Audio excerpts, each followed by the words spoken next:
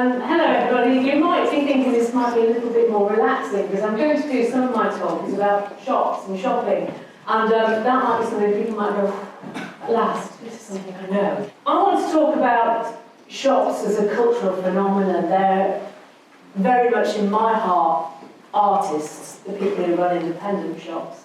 The people who run chain stores, probably not so much. When I was a teenager, I worked in a shop, bus stop here, which was a really trendy, cool boutique, and I was probably one of the cool people then. But also, people used shopping in independent stores as part of their identity. I was introduced yesterday to the term fubbing. Did anybody has ever come across fubbing? It means where you're snubbing people because you're looking at your phone. What these shops used to do was you'd actually go and dress up. If you were a punk, you'd go to the King's Road, you'd dress up in your punk gear and hang around the shop. So the shop itself wasn't just somewhere to buy something, it had a cultural force. It was a place of attraction for people within a particular group. Record stores in particular were great places to meet boys, really. At the same time, there were also places where you would talk to like-minded people about what have you just bought? Have you bought the latest record? I grew up in Nottingham, and there's a very famous record shop there called Select Disc. I don't think it's still going, it might still be going. It actually featured on an Oasis album. Around the time when I was a teenager, the Sex Pistols were popular, and the shop Select Disc put in the record you can see behind me up in their shop window, and they were subsequently sued for kind of offence, for giving offence with words. What happened was the Sex Pistols had to come to Nottingham to defend it, and they had a very good lawyer who said, that is actually an Old English word, it's not offensive. We all knew the Sex Pistols were going to be in the shop, so we went in that time, and I have to say, Johnny Rotten, John Lydon trod on my foot. So if anybody's a fan here, that would be a great interview. So, as I say, this is where you dress up in your gear. This is kind of like pictures of me in various, kind of like part-time punk, really. I wasn't, really too edgy. But I really like to be part of that scene. And working in shops, for me, was something that was a treasure. It felt special. There was a theatre about it. There was an experience about it. And when we're hearing about contemporary shops and shopping today, people say, oh, shops are too boring. We've got to have experiences. We have live music in record shops now.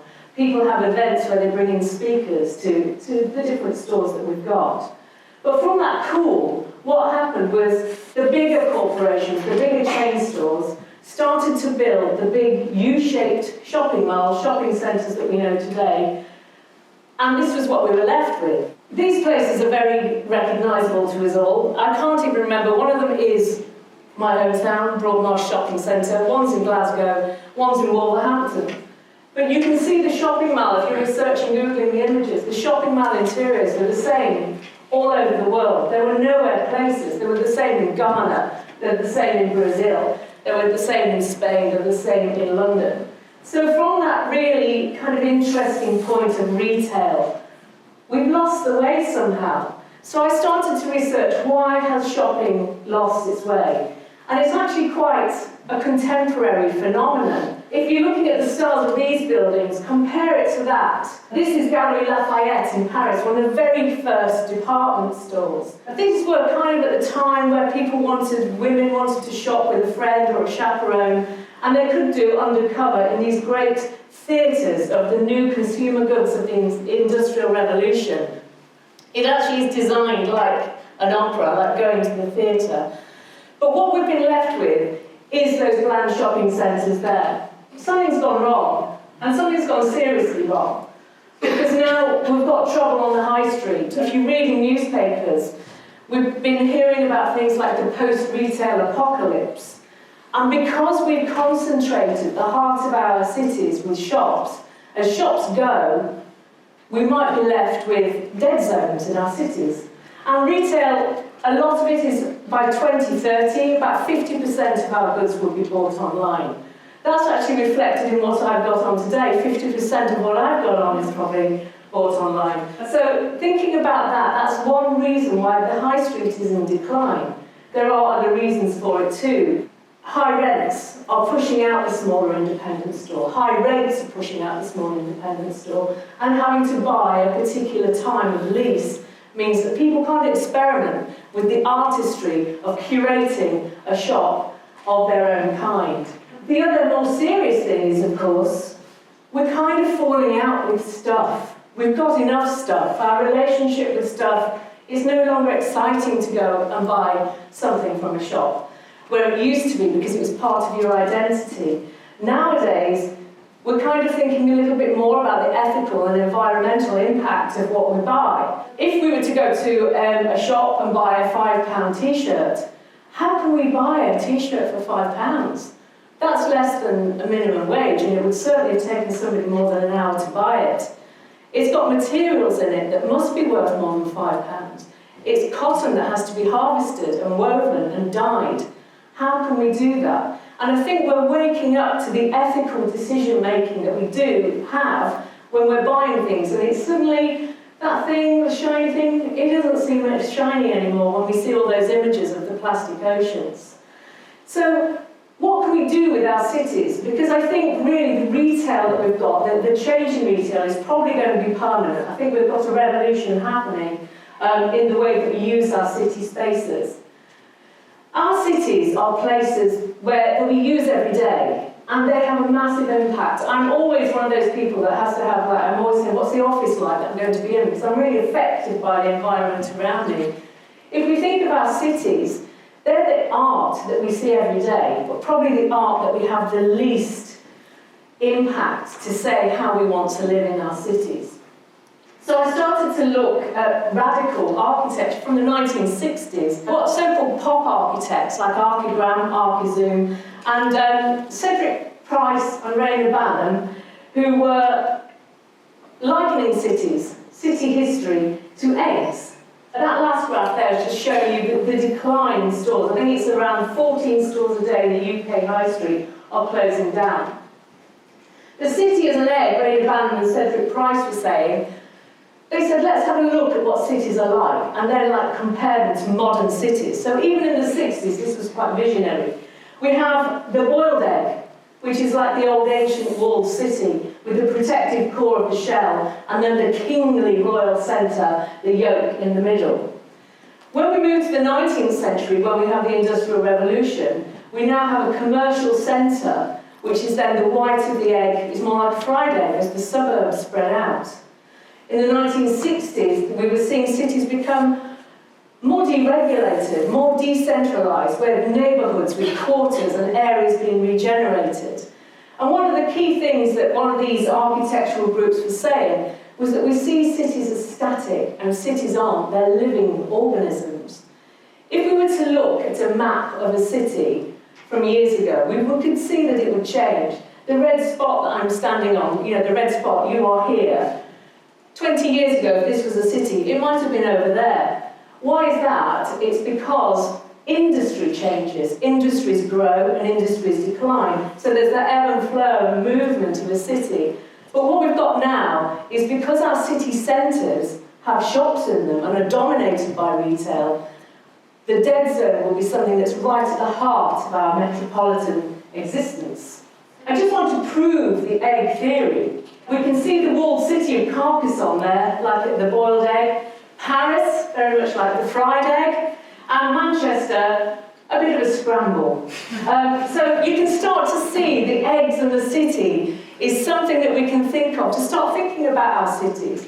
And maybe we need to start speaking to our town hall and our town planners about what we want from our city centres. I really like markets. I think markets are quite visceral places. And I'm mentioning the phubbing thing. You actually have to have a real human interaction in a market. You actually have to negotiate a price quite often. If you're not British, you probably will be negotiating a price. The image we've got behind me is a little pop-up pub that I see now and again when I'm coming home from work. I've never visited, but I'm always tempted. A little market stall with a pub. This is really how shops and shopping is going to revitalise our city centres. But we need to convince the town hall to reduce rents, reduce rates, and to allow pop-up shops, to allow use of empty shops for artistic spaces so that artists can show work. we have to think about what we want from our cities. And I started to think about what we do want. And I thought, what other things do we like that's not shopping? And I thought, well, we like festivals, we like parks, we like spaces for quiet contemplation, we want to commune with each other. So thinking about cities without shops, which first of all filled me with dread, I kind of think, actually, let's start from scratch with our cities. We've got a chance now to actually get something really good going. One of those things that we have to do is build infrastructure. This bus stop, I see it every day, and I had to take a photograph of it because it just kind of thrills me to think that there's a bus stop that just says this bus stop is not in use. And I think that's a metaphor for me about if we're building city centres that we can live in, that we can use, we have to look at the infrastructure too. We need to be thinking about how do we make nicer spaces. We have to look at public transport, make it quick, easy, cheap, so that we can always just get on a bus and get into town. I was thinking about me and different people of, all ages. One of the things that stops us using our city centres is getting there and getting home. So we stay at home and do shopping online. So infrastructure like buses, transport, is really important.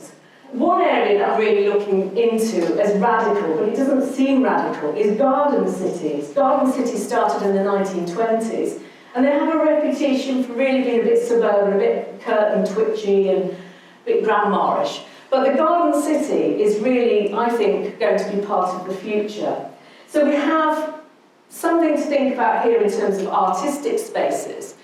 Waterford Walls is an exhibition of graffiti art in disused spaces. It brings the life and the energy back into the city. We also have to think about how we use the upstairs of our shops. Lots of them are empty, yet we have record numbers of homeless people. So thinking about diverse uses of cities, thinking about the scrambled egg, maybe even a souffle, could be the best way to use our cities in the future. But the garden city movement, the contemporary garden city movement, is for me something that I really like. I've been researching Singapore. Singapore City is the most fantastic, it's one of the greenest cities now in the world, and it's the city with the most diverse range of species, so it's eco-diverse. They planted 2 million trees in the last 45 years, so it's one of the greenest cities in the world now, which we would never have thought of. The grove of super trees behind me is part of a development called Gardens by the Bay. It's a private development, so you can go in there, you can shop in there, but the trees, the grove of super trees, which are about 50 metres high, are solar powered, and they have creepers on them where birds are living, and it's really showing how we can live in harmony with nature in our cities. So I would say to you at the end, let's take back control of what we want from our cities. Let's set up the pop-up shops. Let's be independent curators and artists and think about what we want from shopping. Shopping should be theatre, shopping should be promenading, should be where we subculturally meet our peers, as well as places that are diverse, green, and fair and inclusive. Thank you.